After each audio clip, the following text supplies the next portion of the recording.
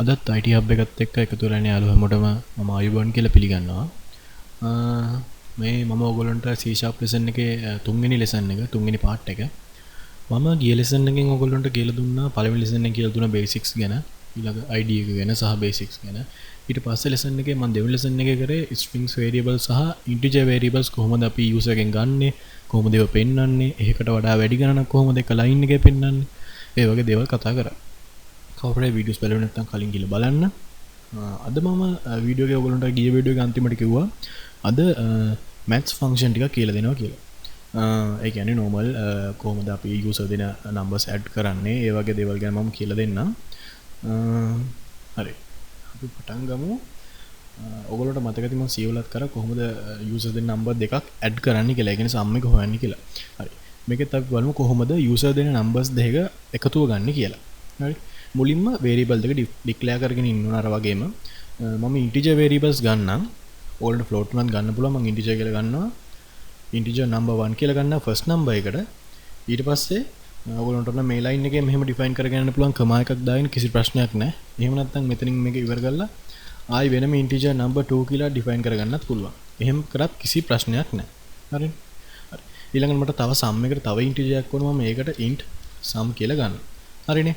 එතකොට ඔක්කොම variable තුනයි number 1 number 2 sum හරිනේ හරි දැන් මම variable declare කරගෙන ඉවරයි දැන් මට තියෙන්නේ කොහොමද අපි දැන් user එකෙන් දැන් numbers දෙකක් අපි ගන්න ඕන මට ඊළඟට තියෙන්නේ ඒක තමයි හරි අපි ඔයගොල්ලන්ට මතකයි console.writeLine කියන එකේ function එක තමයි අපි කොහොමද user එකෙන් දෙන numbers දෙකක් ගන්න console.writeLine කියලා දීලා user අපි කියමු numbers දෙකක් input කරන්න කියලා. මට ඕගොල්ලන්ට ඕන මේක පළවෙනි එක number එකක් මුලින් read කරලා ඊළඟ number එක ඊට පස්සේ read කරන්න පුළුවන්.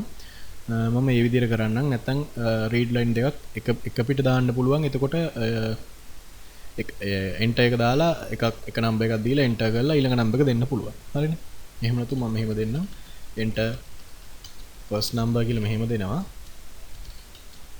ඊට පස්සේ ඔයගොල්ලන්ට මතක ඇති මම මේ integer එකක් read කරන්න යන්නේ user දෙන integer එකක් user දෙන string එකක් නම් normal read කරන්න පුළුවන් හැබැයි user දෙන integer එකක් read කරනකොට මතක ඇති int.pass කියන method එක මම use කරා int.pass කියලා දාලා ඒක ඇතුලේ තමයි user දෙන එක read කරන්න ඕන console.readline හරිනේ ඔය විදිහටම මම තව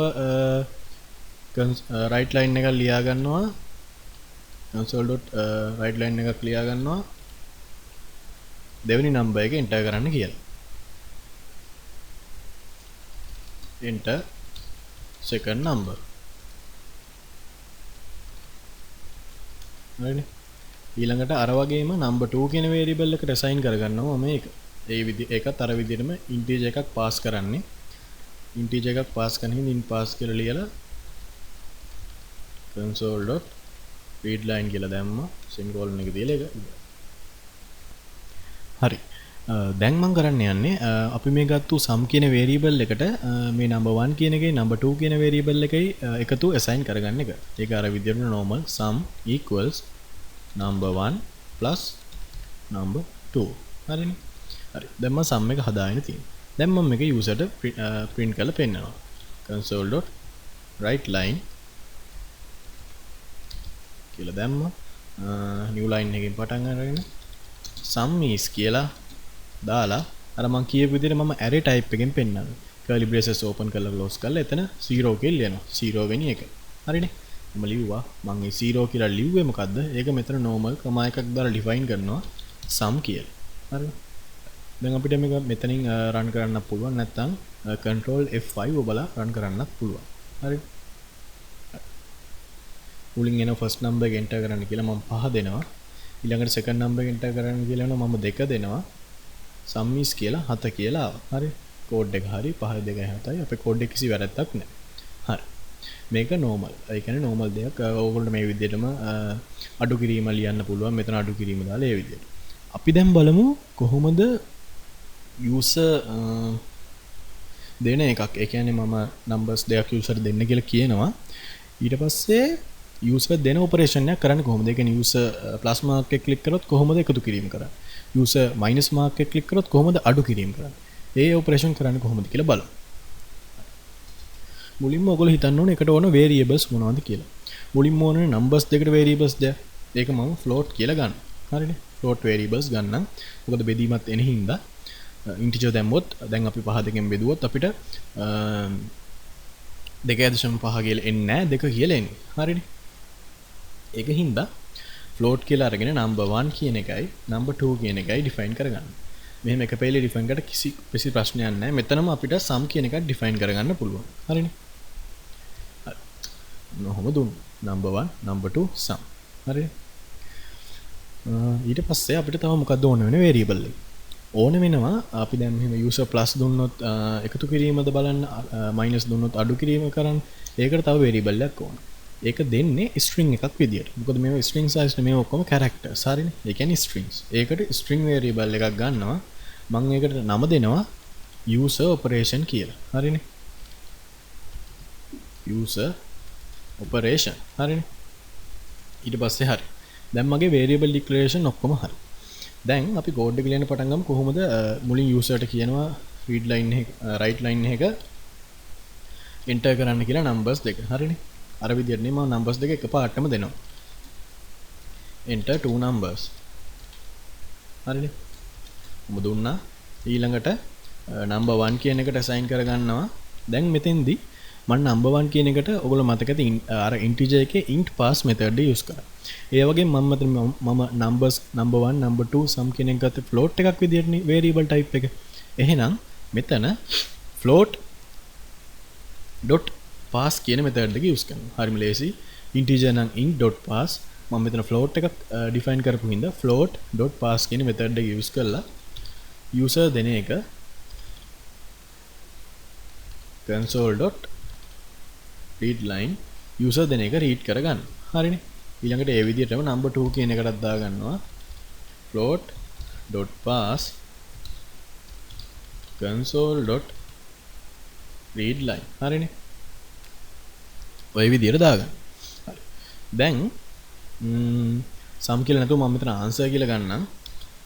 ඒක පොඩ්ඩක් තේරෙන විදිහට. ඊට පස්සේ දැන් අපි බලන්න ඕන user කියන්න ඕන enter කරන්න කියලා ඔයාට ඕන operation එක.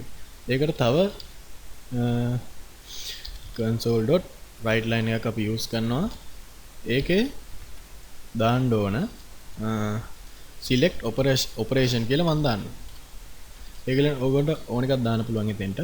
මම මෙතන පැහැදිලි වෙන්නත් එක්ක මේක plus mark එක minus mark එක එතකොට ගුණ කිරීම ඊට පස්සේ බෙදීම ඒ marks ටික ඔක්කොම මම දාගන්නවා. add minus subtraction division multiplication ඒ ඔක්කොම ටික මම දාගෙන තියෙන්නේ. ඊට පස්සේ දැන් අපි user ට ඒ operation එක select කරන්න දෙනවා. ඒක අපි දෙන input අපි user දෙන input එක ගන්න. ඒකට මම මේ user operation කියලා ගත්ත මෙතන string එකක්. ඒකට තමයි ඒ variable එකට තමයි user දෙන එක අපි store කරගන්නේ. හරිනේ. ඒකට normally අපි මම ඔයගොල්ලන්ට කිව්වේ integer float ඒ වගේ values විතරයි මෙහෙම pass කරන්නේ. string එක ගන්න normal console.readline එකකින් ගන්න පුළුවන්. හරිනේ. console.readline දැම්මා. දැන් මෙතන එක වැඩේ හරි. දැන් අපි බලන්න ඕන user දුන්නේ plus ද minus ද ඒව බලන්න ඕනේ. plus නම් එකතු කරන්න, minus නම් අඩු කරන්න ඒව බලන්න ඕනේ. හරිනේ. මේ marks ටික බලන්න ඕනේ. මේකට switch case දාන්නත් පුළුවන්. නැත්නම් normally if එකෙන් කරන්නත් පුළුවන්. හරිනේ. මම මේක if එකෙන් කරන්නේ. if එක දැම්මම මෙතෙන්ට if එක දාලා බලනවා if user operation equal plus නම් ඒ කියන්නේ user operation එක equal වෙනවා නම් plus mark එකට user දුන්නේ මෙන්න මේ plus කියන mark එක නම් එහෙනම් curly braces open close කරලා normal if එකක් ලියන විදිහටම අපි මෙතන ලියනවා එහෙනම් console.writeline කියලා දාලා ඉවර වෙලා අපි ලියනවා මම new line එකකින්ම පටන් ගන්නම් some answer is කියලා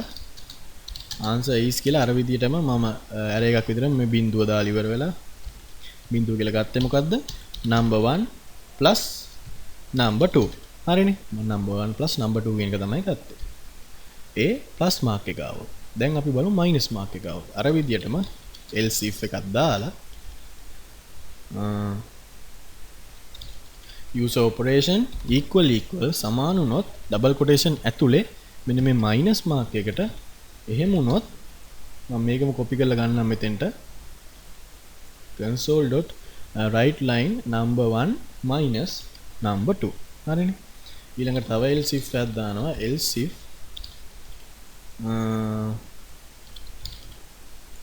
user operation equal වුණොත් ගුණ කිරීමට එහෙම වුණොත් ආයි මේකම මම මෙතනින් paste කරනවා number 1 කියන අපේ පළවෙනි number එක ගුණ කිරීම දෙවෙනි number එක හරිනේ හරි ඒ විදිහටම ඊළඟ එක ඕගොල්ලන්ට ඕනනම් else එකකින් දාලා කරන්න පුළුවන් නැත්නම් else if එකකින් දාලා කරන්න පුළුවන් ප්‍රශ්නයක් නෑ ඒක හරි විදිහ නම් else එකකින් දාලා ගන්න එක කොහොම කරත් අවුලක් නෑ ඒ කියන්නේ user බෙදීම දුන්නොත් එතකොට number අපි දුන්න පළවෙනි number එක බෙදීම දෙවෙනි number එක හරිනේ මේ normal if condition nested if condition තමයි nested if normal condition if condition එකක් තියෙන්නේ يعني මුලින් user දෙන operation එක බැලුවා අපි check කරා මොකද්ද දුන්නේ කියලා user දෙන string එකක් ඒක plus mark එක නම් එකතු කරනවා මෙහෙම ඔක්කොම marks ටික බැලුවා හරිනේ දැන් මොකුත් අවුලක් නැහැ මම මෙතන answer කියලා ගත්තට ඒක use උන්නේ නැහැ ඒකයි මෙහෙම variable is answer in declared but never use කියලා වැටෙන්නේ. ඕගොල්ලෝන්ට ඕන නම් ඉතින් answer එක වෙනම හදා ගන්න පුළුවන් නැත්නම් answer එකක් ඕනෙත් නැහැ. තිබ්බ කියලා answer එකක් තිබ්බනම් ඒගොල්ලන්ට වෙනම answer කියලා මේක ඇතුලේ හදා ගන්න පුළුවන්. මම ඒක use කරේ නැති හින්දා මම ඒක මෙතන delete කරලා දානවා. හරිද? හරි. දැන් අපි මේක run කරලා බලමු කොහොමද එන්නේ කියලා. numbers දෙක input කරන්න කියලා එනවා. පහ දුන්නා. operation එක මම දෙනවා එකතු කිරීම. හරි. answer එක 10 කියලා ආවා. හරි. මට ඕන මෙතන ලූප් එකක් දාගෙන මෙතන ආයි ප්‍රෝග්‍රෑම් එක රන් කර ඉන්න ඕනේ නැහැ ලූප් එකක් දාගෙන හදා ගන්න පුළුවන් එක දිගටම ඉන්පුට් කරන්න පුළුවන් විදියට මම දැන් දෙනවා 5 2 මම මෙතන බෙදීම දෙනවා හරි දැක්කනේ answer is 2.5 කියලා ආවා ඒ කියන්නේ මම මෙතන float එකක් use කරපු හින්දා 2.5 කියලා ආවා float එකක් use කරා කියලා මෙන්න මේ බිඳුවේ එහෙම වෙනසක් නැහැ එහෙම නැහැ මේක ඒ විදියටම තමයි මොකක් use කරත් ඒ විදියටම තමයි හරිනේ ඕන එකක් ඔයගොල්ලන්ට බලන්න පුළුවන් ඕන නම්බර් එකක් දීලා බලන්න පුළුවන් කොහොමද එන්නේ කියලා 5.9 දුන්නා මේක ගුණ කිරීම දෙන්නම් 45 කියලා හරිනේ මේ සිම්පල් ඔපරේෂන් එක ඔයගොල්ලන්ට මේකෙන් තව මම කියලා දෙන්න බලාපොරොත්තු වෙන මේකෙන් if condition එක කොහොමද strings බලන්න කියලා මේකද අපි දුන්නේ string එකද කියලා බලන්න කියලා double quotation ඇතුළේ අනිවාර්යෙන් තියෙන්න ඕන single quotation නෙමෙයි ඒ විදිහට මේ if condition එක ලියන්න පුළුවන් දැනට ඔය ටික ඇති කියලා මම හිතනවා අපි ඊළඟ හතරවෙනි ලෙසන් එකෙන් හම්බෙමු